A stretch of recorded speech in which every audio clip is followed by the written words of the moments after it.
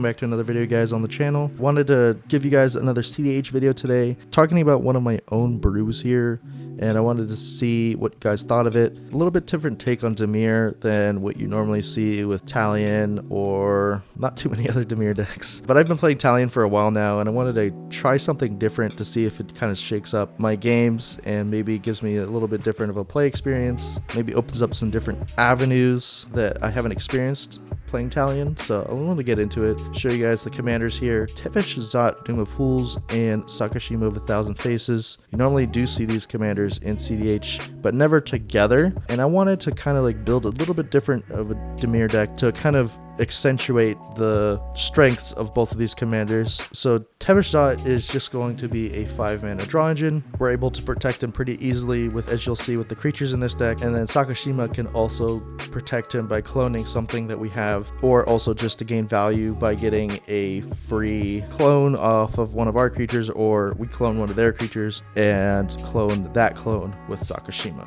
So we got our draw engine, which is always important in Commander to have in your command zone, and we have a little bit of utility as well as getting the two of the best colors in CEDH. So let's get into our ramp: Mana Crypt, Chrome Mox, Mox Diamond, Mox Opal, Lotus Petal, Jeweled Lotus, Soul Ring, Mana Vault, Arcane Signet, Talisman of Dominance, Fellwire Stone, and Copy Artifact. Has additional uses other than just being a mana rock, but most of the time it will be just a mana rock. And Cabal Ritual for extra mana, and Dark Ritual for extra mana. That's about it, like just standard Dimir ramp package. We want to get our Tevesh Szat out on turn 2 or 3, and then follow that up with some value creature, and then Sakashima copy it, and we're usually able to hold up interaction for the early turns so we can make it to the mid game and get our game plan online. So let's get into our clones. These are going to be very important in our deck to copy with Sakashima. A lot of people are playing clones right now in CEDH because there's just so many good clone targets. So we're going to capitalize on that with this deck. First up is Phantasmal Image. 2 mana, just enters as a copy of any creature on the battlefield. Usually don't care about the downside.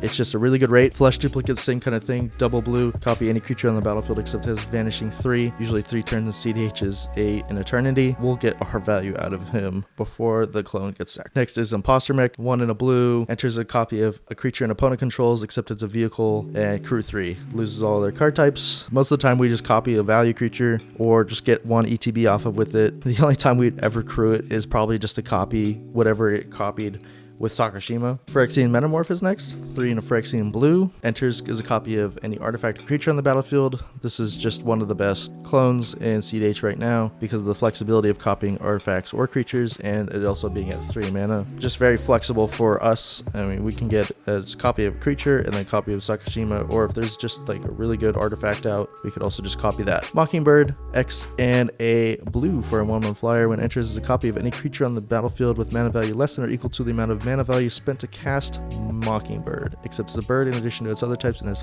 flying. This is a new clone. We're starting to see it more in CEDH, especially in Timnachrom lists because they're running Ranger Captain, so they can search it with the Ranger Captain. But I think it's also just a really good clone. Usually on par with about Phyrexian Metamorph, maybe a little bit worse because it can't copy artifacts, but it is a flyer clone, and usually the 1 extra mana doesn't matter too much. It's more so just about the density of clones in CEDH right now that you might not see it as much in decks that don't play white, but I think it's worth playing, especially in a deck like ours where we want as many good clones as we can get our hands on to copy at additional time with Sakashima. So that's why we're running it. Next on to our tutors. We get our standard tutor package here: Vamp Tutor, Imperial Seal, Mystical Tutor, Demonic Tutor, Wishclaw Talisman. As an additional, Wishclaw Talisman has an additional line in our deck with Hullbreaker Horror to tutor out Orcish Bowmasters and then ping everyone to death, or to just get additional tutors until you find your line. Praetor's Grasp is also really interesting in our deck. Not only can it steal opponents' wins from their deck, can give us an easy Thassa Oracle win, but it could also just steal a really good creature out of our opponent's deck, and then we can cast it and copy it with Sakashima. It's pretty cool in our deck. Next on to our Counterspells. Pact of Negation, just 0 mana counter anything. Pay 5 mana at the next upkeep or you lose the game. We want all the 0 mana counterspells, so we're playing it. Mental Misstep, Phyrexian blue, counter a spell, converted mana cost 1. Flusterstorm, 1 blue, counter an instant or sorcery unless opponent plays 1 for each copy of it, and it does have Storm, so this will stop Brain Freeze. Sometimes it'll stop a lot of different things that normal counterspells wouldn't stop, and it's really hard to counter back. The only way that they can get rid of this was to Mindbreak Trap or Flush Storm it. So Flush Storm is very good. Dispel, 1 blue, counter an instant. Swan Song, 1 blue, counter an enchantment, instant, or sorcery, and they get a bird. Bird doesn't usually matter. Strix's Serenade, same thing, 1 blue, counter artifact or creature or planeswalker, and they make a bird. This one's a little bit worse than Swan Song, obviously, because the creature types are not as relevant, but stopping, there's a lot of artifacts that need to be stopped, and there's a lot of creature combos out there now. Strix's Serenade being at 1 mana, I think is definitely worth playing, especially in a Dimir control deck like we're playing. Force of Will, yeah, we all know what Force of Will does. Force Negation, same kind of thing, just a little bit worse because we can't play it on our turn for free, and it only targets non-creature spells. Fierce Guardianship, if we have our commander, one of our commanders counters a non-creature spell for free. Mindbreak Trap, if an opponent casts 3 or more spells in a turn, you may pay 0 rather than pay its mana cost to exile a number of any target spells. Mindbreak Trap, I wasn't on it for a while when I first started playing CDH, but man, I don't want to live without it now. Mindbreak Trap gets me out of so many situations. It's just such a good card, especially when someone's trying to win, or there's a huge stack battle and you're just put a Mindbreak Trap on top of the stack. It really does do a lot in CDH.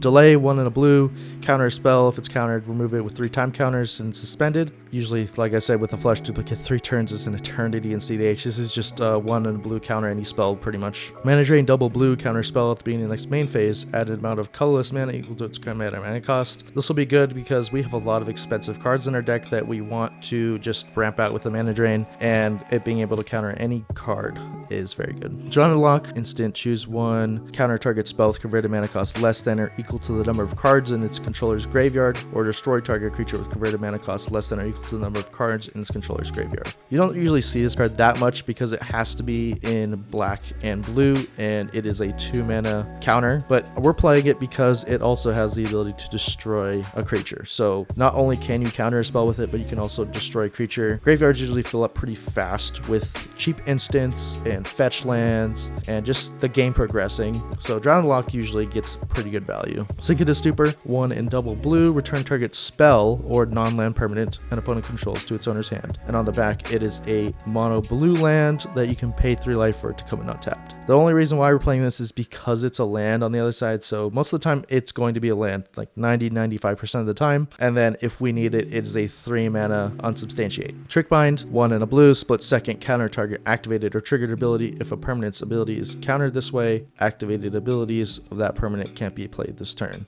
This usually just stops some combo lines, like you can stop a Sisay win. Trickbind having split second makes it so valuable. Most of the time, it's just a one-off use, like just a stifle, 2 mana stifle that can be countered, but sometimes it will just stop win lines. So Trickbind is really good. Next, we're up to our disruption and removal. We have Pongify, 1 blue, destroy a creature. They get an ape. The ape usually doesn't matter. It's just 1 blue, destroy a creature. Same thing with Rapid. They make a frog lizard instead of an ape. Dismember, 1 Phyrexian black, give a creature -5/-5 until end of turn. 1 mana, kill any creature pretty much in CDH is very good. Deadly Rollick, if you have your commander, it's free, exile a creature. Psych Rift, 2 mana, return a non-land permanent to control to its owner's hand. If you pay 7, return all of it. Toxic Deluge, just reset the board, pay X life, all creatures get -X/-X until end of turn. If Timber Crom lists are playing this, I feel very confident that this card is still very good in CDH. Orcish Bowmasters, 1 in a black for a 1/1 flash, enters battlefield, and whenever an opponent draws a card except for the first one they draw each turn on their draw steps, deals 1 damage to any target, and then amass Orcs 1. This is a combo piece and a disruption piece in our deck. Orcish Bowmasters is all over the meta. People are calling for it to be banned. Everyone knows how good this card is. Toxrill the Corrosive, 7 mana, 7/7. At the beginning of end step, put a slime counter on each creature you don't control. Creatures you don't control get -1/-1 for each slime counter on them. And then whenever a creature you don't control dies, if you had a slime counter on it, make a slug. You can pay Dimir, sack a slug, draw a card. This card, if it stays out for 1 turn cycle, is usually a board wipe, and we can make it really out of control by copying it with Sakashima. Remember, Sakashima doesn't make a stack because of legendary rule, so yeah, 2 Toxrills is gross. Also on that point, 2 Orcish Bowmasters is pretty nuts as well. Gilded Drake, 2 mana, 3/3 flyer. When it comes to the play, exchange control of your Gilded Drake with target creature your opponent's controls, or sacrifice Gilded Drake. This is even better in our deck because we take the creature that our opponent controls and then clone it with Sakashima.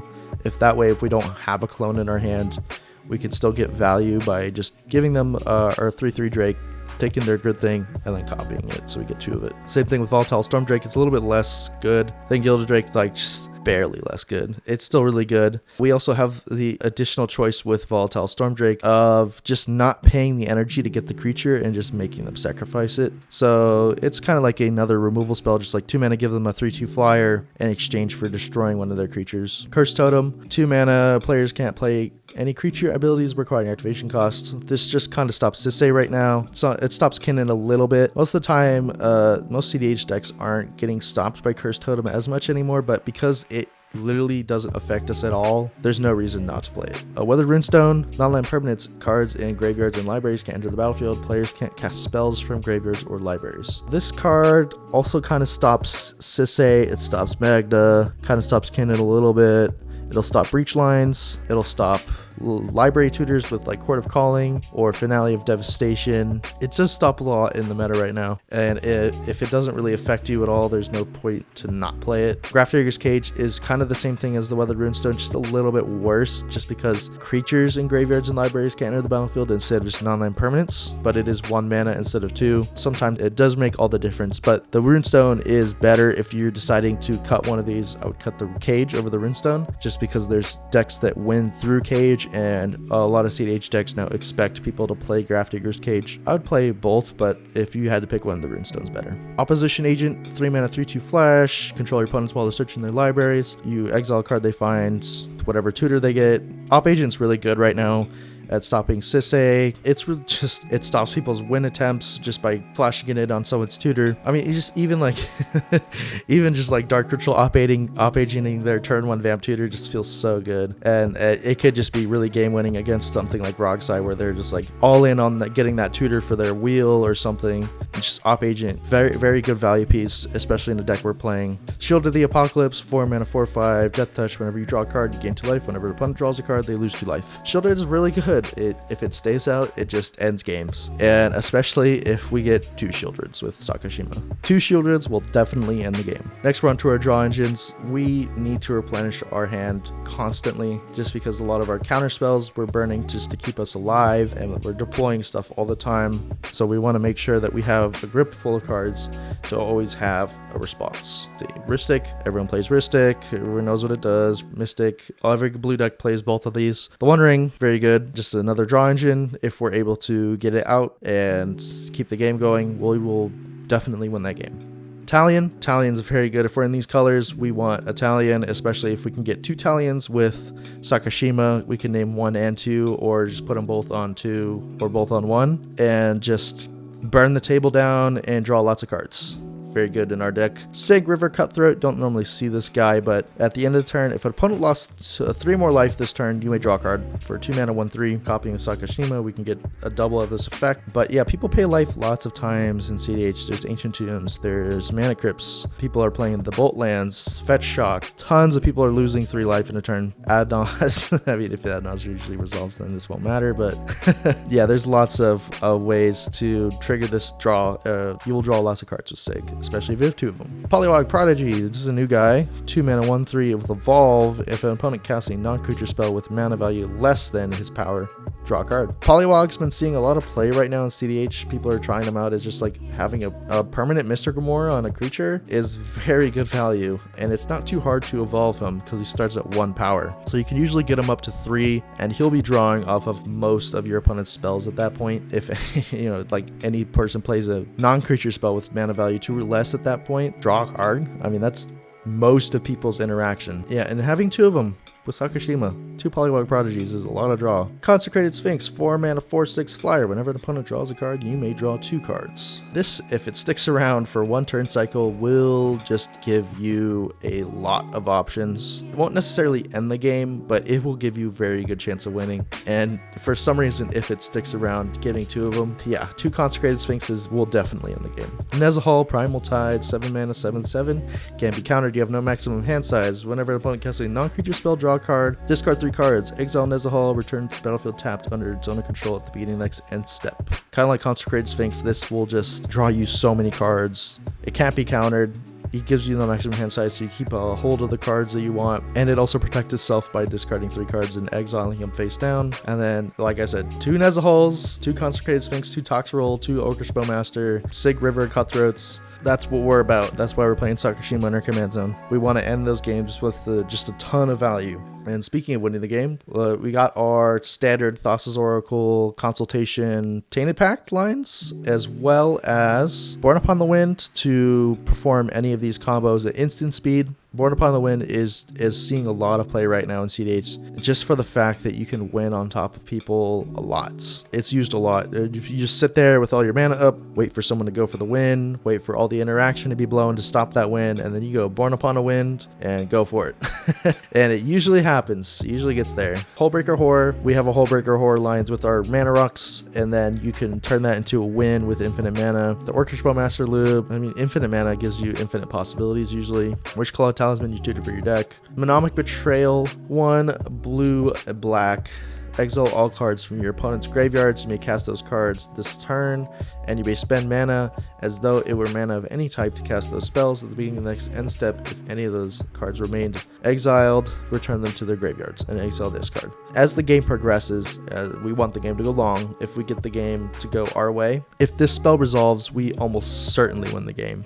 It is seeing play right now in Talion lists. It's seeing play in some blue farm lists. Even some rock size are playing it. I've seen them cut it recently, but some lists still play it. It's just a very good card. This card just ends games. Yeah, getting access to 3 graveyards usually just does the trick. Just gonna go over some lands real quick, and then we'll wrap up the video here. Manamo, School at Water's Edge. Untap a legendary permanent, you untap the One Ring. Untap a creature and block. People usually forget this is in your land base until it actually matters, and it does just come in untapped. Odawara, just bounce any non-land permanent your opponents control. Sometimes channel is necessary to get around abolishers or its silence effects or something, and it's a good way to just not be countered. Channel is invaluable in CEDH. Cephalid Coliseum. This is in here so we can just get the Thassa's Oracle Consultation, but after their consultation resolves with their Thor-Oracle trigger on this deck, you can target them with the Cephalid Coliseum, make them draw 3 cards, and lose the game before their Thassa's trigger resolves. That's the main reason this is in here, but sometimes it's good value. And then Cabal Pit's in here mainly just to kill annoying little creatures. Maybe a stax piece is stopping you, maybe someone's trying to play an Abolisher and go for it, then you just sack this, kill their Abolisher. Just a lot of value on a land, just being able to sack it and just kill something. And then that's it. Let me know if you guys have any suggestions. The deck list is in the description, and thank you guys for coming to watch the whole entire video, and I'll see you next time. Bye guys.